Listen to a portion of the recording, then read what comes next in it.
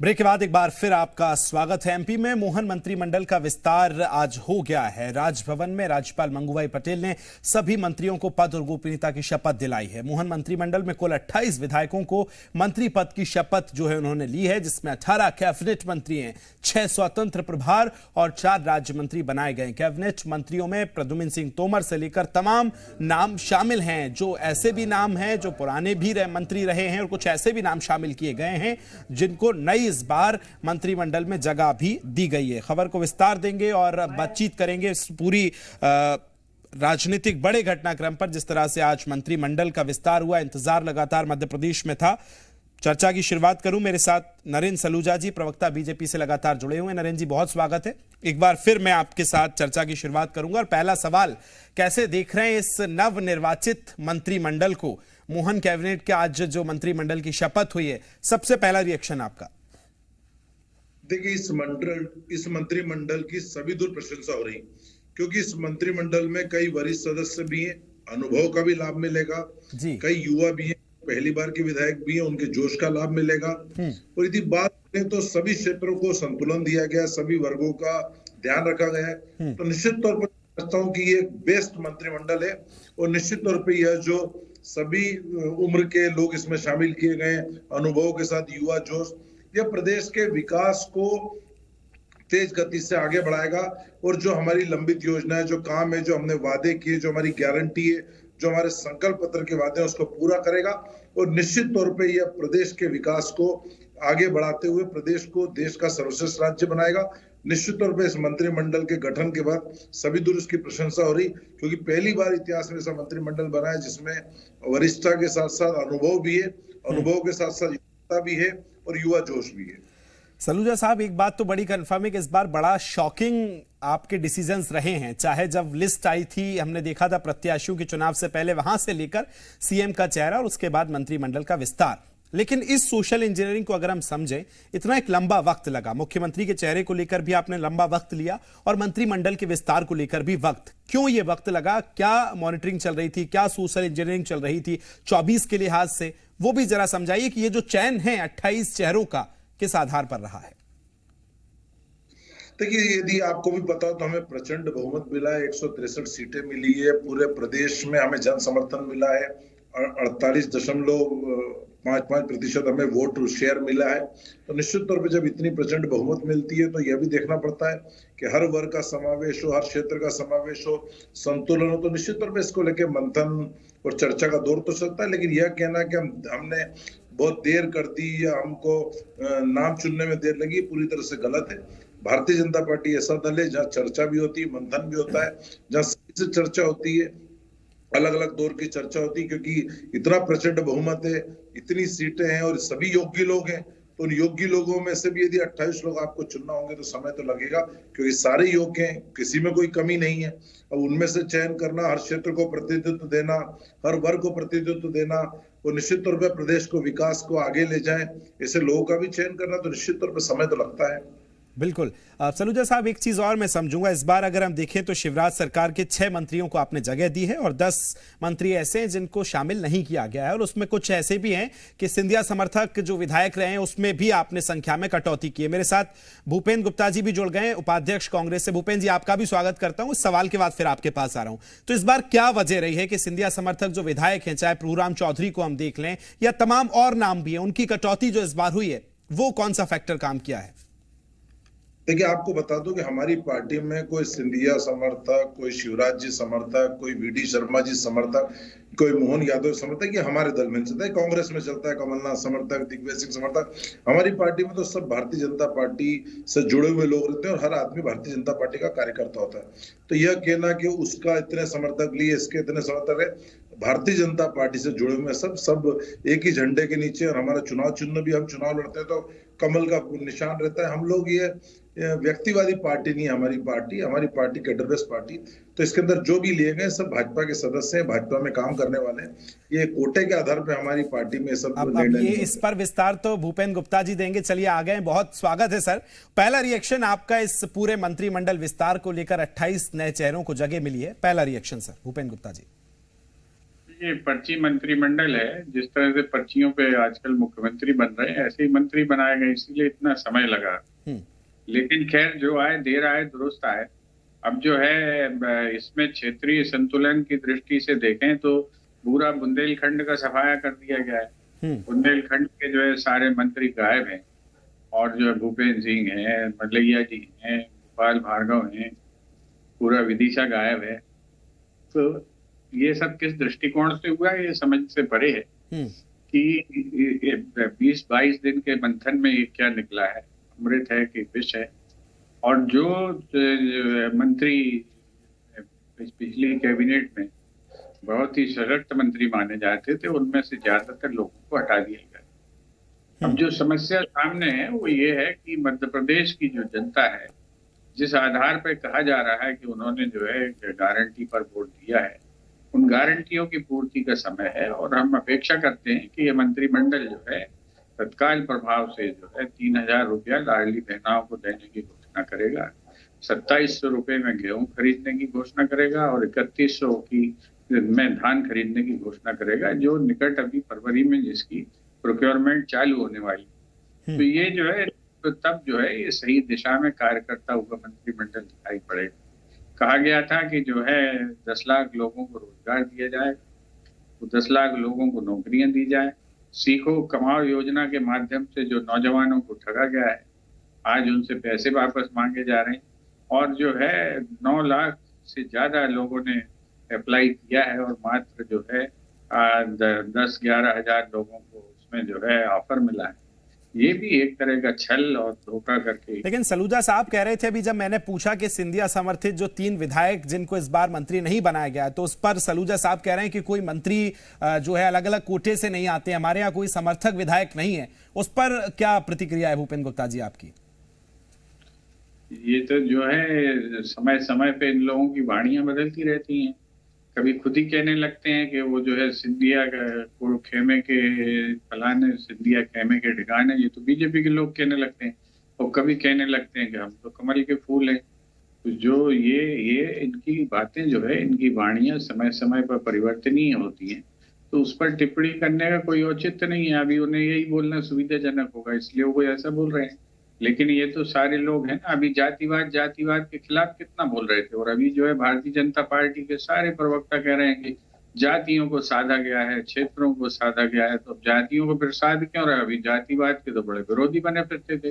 तो ये सब भारतीय जनता पार्टी के कई मुंह हैं, कई मुखौटे हैं, कई चेहरे हैं, और अलग अलग मौके पे अलग अलग चेहरा सामने करके वो बात करते रहते हैं।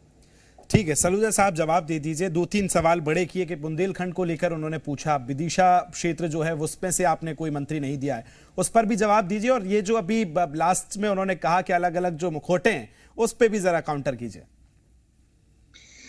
देखिए 163 सदस्य जीते हैं बुंदेलखंड से। अब गोविंद राजपूत जी, इनको शायद जानकारी होना चाहिए भूपेंद्र गुप्ता जी से कि वो कहां से आते हैं। अब पता नहीं कि बुंदेलखंड से आते हैं, ये इनको जानकारी है कि नहीं, मैं नहीं समझता। जिस भी क्षेत्र का जिक्र कर रहे हैं, प्रदेश के अंदर 52 जिले हैं, बढ़ के जो 55 जिले हो गए। अब यदि 28 लोगों का चयन किया गया तो हम बोले कि हर जगहों से प्रतिनिधित्व मिले, तो संतुलन बनाना पड़ता है। ज्यादा से ज्यादा क्षेत्रों का ध्यान रखा जाता है, पद सीमित रहते हैं। अब दावेदार 163 है। अब आप बोले कि 163 में से फला छूट गया, ढिमका छूट गया। अभी कह रहे पर्ची से इन्होंने मुख्यमंत्री का चयन किया, तो इनसे पूछ लीजिए कि इनका नेता प्रतिपक्ष का चयन इन्होंने खुद किया कि दिल्ली से पर्ची आई थी? जब रणदीप सुरजेवाला, जितेंद्र भौर सिंह आए थे, तो किसके ऊपर इन्हें अधिकार छोड़ा था? विधायकों पे छोड़ा था कि सोनिया गांधी, राहुल गांधी, प्रियंका गांधी पे छोड़ा था? और वहां से हुक्म आ गया कि उमंग सिंगार को बना दिया। ऐसे ही जीतू पटवारी 35,000 से जो हारे थे, उनकी पर्ची आ गई कि उनको बना दिया। ऐसे भी रणदीप सुरजेवाला को हटा के 3 लाख से हारे जितेंद्र भौर सिंह को प्रभारी बना दिया गया। तो इनकी पर्ची कहीं और से आ रही है क्या? ये जो कांग्रेस की भाजपा पे आरोप लगा रही है, तो बेहतर हो अपने दामन में झाके। जिनके घर शीशे के होते हैं, ऐसे भी कहावत है, वे दूसरों के घरों पे पत्थर नहीं फेंका करते। और फिर कह चुका हूं कि हमारी पार्टी में कोई गुट नहीं होता, कोई शत्रप नहीं होता। हमारी पार्टी में सब एकजुटता से होता है, सब भाजपा के होते हैं। फलाने के इतने ले लिए, अब कांग्रेस में होता है। बुंदेलखंड का जिक्र करते हैं तो बड़ा नाम आता है गोपाल भार्गव जी का, लंबे वक्त से लगातार जीतते आ रहे हैं। मंत्रिमंडल में जगह नहीं देना कोई खास वजह? और कुछ और भी अभी पद खाली है, 28 आज आपने शपथ दिलवाई है, तो क्या उसमें कुछ और शॉकिंग हो सकता है? निश्चित तौर पर पद भी खाली है और हर व्यक्ति का भारतीय जनता पार्टी उनके अनुभव का लाभ लेती, योग्यता का लाभ लेती। हो सकता है गोपाल भार्गव जी के लिए कुछ और अच्छा सोचा होगा पार्टी ने, पार्टी की रणनीति होती है हर व्यक्ति का कहाँ उपयोग करना। अभी हमने केंद्रीय मंत्री और सांसदों को चुनाव लड़ाया तो ये हमारी सोच थी, हमारी रणनीति थी। हो सकता है हमने किसके लिए और कुछ स्थान सोचा हो तो समय आने पर उसका खुलासा होगा। ये तो हमारी आंतरिक रणनीति। अब हम इसका खुलासा ना मीडिया में कर सकते हैं ना कांग्रेस को बता सकते हैं। अब हमारे वहां कि कमलनाथ जी को आपने रातों रात लेटर निकाल के पद से हटा के और जीतू पटवारी को बना दिया और घर बैठा दिया उनको। हमारे में तो हर व्यक्ति का उपयोग होता है, अभी आप देखिए सबका उपयोग होगा। ठीक है सलूजा साहब, लौट रहा हूं आपके पास। सहयोगी प्रमोद शर्मा राकेश सिंह के साथ मौजूद हैं, उनके साथ बातचीत की, वो एक बार सुनवा देते हैं, फिर मैं आ रहा हूं। भूपेन गुप्ता जी आपके पास। मिनिस्टर बनाए गए हैं, मुस्कुरा रहे हैं। मध्य प्रदेश के लिए कितना काम करना बाकी है और प्राथमिकता क्या है? शुभकामनाओं के साथ ये पूछ रहा हूं मैं। हमारे नेतृत्व ने सोच समझकर मध्य प्रदेश का ये मंत्रिमंडल बनाया है। माननीय प्रधानमंत्री जी की जो विकासवादी सोच है, उस सोच के साथ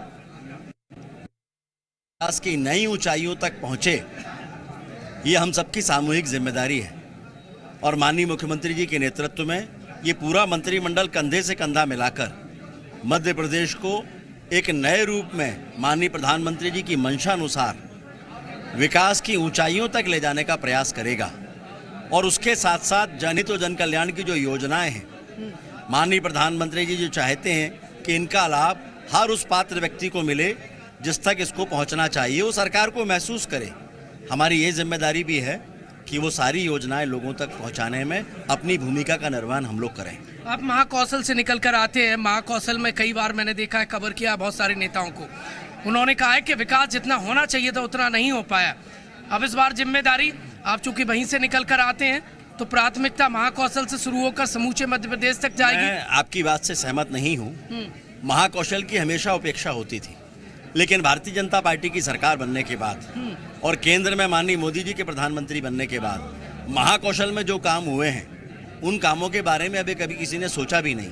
देश का दूसरी सबसे बड़ी रिंग रोड महाकौशल में जबलपुर में बन रही है। मध्य प्रदेश नहीं, अनेक राज्यों का सबसे बड़ा फ्लाईओवर जबलपुर में बन रहा है। देश का पहला जियोलॉजिकल पार्क जबलपुर में आकार लेने जा रहा है। और ऐसे ना जाने कितने काम हैं। 450 करोड़ की लागत का एयरपोर्ट लगभग पूर्णता की ओर है। जल्दी ही माननीय प्रधानमंत्री जी के द्वारा उसको लोकार्पित कर दिया जाएगा। तो मुझे लगता है कि विकास के बहुत काम हो गए, लेकिन विकास की पूर्णता नहीं होती, एक प्रक्रिया है। और इसलिए प्रक्रिया तीव्र गति से आगे बढ़े, ये भी हमारी जिम्मेदारी है। मध्य प्रदेश में जो बदलाव हुआ है, मुख्यमंत्री से लेकर मंत्री कई ऐसे नए हैं। आप दिल्ली की राजनीति कर रहे थे, मध्य प्रदेश में आ गए। ये एमपी को एक नए विकास की तरफ गढ़ने की शुरुआत है। मध्य प्रदेश दिल्ली की राजनीति कर रहे थे, मध्य प्रदेश में आ गए मतलब ऐसे ही नहीं आ गए। हम अपने केंद्र की योजना के अनुसार यहाँ तक आए। तो भाई एमपी को और उस दृष्टि से मैंने कहा, कार्यकर्ता की भूमिका की जिम्मेदारी हमारा नेतृत्व तय करता है। और उस जिम्मेदारी के अनुरूप अपने आप को ढालकर उनकी अपेक्षाओं पर खरे उतरना, ये प्रयास हमारा रहेगा और हम जरूर इसको करेंगे। कार्यकर्ताओं को उम्मीद बहुत है आपसे, क्योंकि आप बड़े नेता हैं और मध्य प्रदेश आए हैं, तो वो बड़ी आस भरी निगाह से देख रहे हैं। मैं भी एक कार्यकर्ता हूं और अपने कार्यकर्ता भाइयों के कंधे से कंधा मिलाकर मैं काम करता हूं और कोशिश होगी कार्यकर्ताओं की जो अपेक्षाएं हैं वो भी पूरी हो। मंत्रिमंडल विस्तार को लेकर आखिरी सवाल है मेरा, कैसे देख रहे हैं? समन्वय, कोऑर्डिनेशन कैसा है? बहुत सारे ऐसे आपके साथी जिनके साथ आपने राजनीति की शुरुआत की होगी, अब एक साथ आप विधानसभा में बैठे नजर आएंगे। मैंने कहा, नेतृत्व तय करता है हमारी भूमिका क्या होगी। नेतृत्व ने इस भूमिका में हमको भेजा है और उसके साथ साथ एक सक्षम मंत्रिमंडल और एक मजबूत मंत्रिमंडल का गठन किया है, जो मध्य प्रदेश को विकास के रास्ते पर आगे लेकर जाए। माननीय मुख्यमंत्री जी के नेतृत्व में ये उसकी जिम्मेदारी है और हम कंधे से कंधा मिलाकर इस जिम्मेदारी को पूरा करेंगे। Thank you so much Zee media से बातचीत के लिए। धन्यवाद, बहुत धन्यवाद। बीजेपी के दिग्गज नेता एमपी सरकार में मंत्री बनाए गए राकेश सिंह साहब ने कहा है कि एमपी को और ज्यादा डेवलप करना, विकसित राज्य बनाना, इस रोड मैप पर काम करेंगे। कैमरामैन कैलाश मालवीय के साथ प्रमोद शर्मा, जी मीडिया, भोपाल। विधायकी के चुनाव में उतरे और अब नए मंत्रिमंडल में शामिल भी किए गए। भूपेंद्र गुप्ता जी, आपकी तरफ आ रहा हूं, पहला रिएक्शन ले रहा हूं। दिल्ली पर जब प्रमोद ने सवाल उनसे किया तो कहा कि केंद्र की योजनाओं को लेकर केंद्र के तमाम लोगों को मध्य प्रदेश की राजनीति में एक बार फिर भेजा गया है। मेरा यहीं से सवाल है कि बार बार ये 6 से 7 जो मुख्यमंत्री के दौरे दिल्ली में हुए मंत्रिमंडल को लेकर, तो क्या ये पूरी कहानी दिल्ली में ही रची गई, उसके बाद सीधा बता दिया गया? निश्चित रूप से सभी लोगों की आवाज से यही प्रतिध्वनित हो रहा है कि जो है कोई भी प्रदेश की चर्चा कर ही नहीं रहा, सभी दिल्ली की चर्चा कर रहे हैं। तो निश्चित रूप से ऐसा ही हुआ होगा। लेकिन अभी अब प्रदेश में चूंकि सरकार का गठन हो गया है, सभी मंत्रियों को मेरी शुभकामनाएं हैं। तो अब जो है प्रदेश की बातचीत करने का समय है। प्रदेश में जो योजनाएं और जिस तरह के वादे, जिस तरह की बातें चुनाव प्रचार के दौरान कही गई हैं और श्री माननीय प्रधानमंत्री के माध्यम से जो गारंटियां दी गई, उनकी पूर्ति प्रतिपूर्ति का समय है। अब जो है ये एयरपोर्ट और सड़कें ये गिनाने के बजाय जो है 3,000 रुपए की कब देंगे इसकी बात करना चाहिए। कब जो है 2700 रुपए में गेहूं और 3100 रुपए में धान खरीदी जाएगी, इसकी चर्चा होनी चाहिए। कब जो है 10 लाख लोगों को रोजगार मिलेंगे, इसकी चर्चा होनी चाहिए। ठीक है, इस पे एक छोटा सा जवाब सलूजा जी से ले रहा हूं। क्या सलूजा जी, इस बार दिल्ली जैसे चुनाव कैंपेन में नजर आया, दिल्ली के फैसले नजर आए, उसके बाद सीएम चेहरे, 2 नए डिप्टी सीएम के फॉर्मूले पे आपकी पार्टी उतरी और उसके बाद मंत्रिमंडल, क्या इस बात को आप स्वीकारेंगे कि इस बार दिल्ली में जो लगातार बैठकें हुई उसका ही परिणाम यहां चौंकाने वाले नजर आए? नहीं, ये कहना गलत है कि दिल्ली से तय हुआ। हमने कहा ना कि संवाद और मंथन हमारी पार्टी में चलने वाली एक सतत प्रक्रिया है। अब चूंकि इतना प्रचंड बहुमत मिला है, इतने मध्य प्रदेश के अंदर क्षेत्रफल है, मध्य प्रदेश का भौगोलिक स्थिति, मध्य प्रदेश एक बड़ा राज्य और सभी क्षेत्रों को, सभी वर्गों को प्रतिनिधित्व देना, तो उसको लेके चर्चा मंथन है। अब इसको कहना कि दिल्ली से तय हुआ, तो अब इनसे कहेंगे।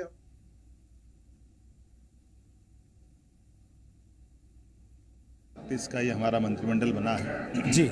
उम्मीद करेंगे जो बाकी जगह बची है उसको भी अन्य अवसर पर शीघ्र भरेंगे और विकास के मामले में कोई कॉम्प्रोमाइज़ नहीं करेंगे। मुझे इस बात की प्रसन्नता है कि सभी प्रकार के, सभी जिलों का, सभी क्षेत्र का, सभी अंचल का, पूरे मध्य प्रदेश का एक तरह से सबका समावेश करने का प्रयास किया था। मेरी अपनी ओर से सभी नव नियुक्त मंत्रियों को बधाई, कैबिनेट, राज्य मंत्री, स्वतंत्र प्रभार और राज्य मंत्री।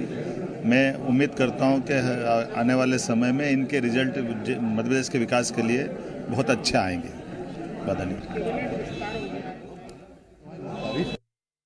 तो आप सुन रहे थे मुख्यमंत्री डॉक्टर मोहन यादव कह रहे हैं कि एक संतुलन और उसके बाद परिणाम जो है अच्छे आएंगे। मेरे पास समय इतना ही था, तो सलूजा जी आपका और साथ ही में भूपेंद्र जी आप दोनों का बहुत शुक्रिया मेरे साथ जुड़ने के लिए।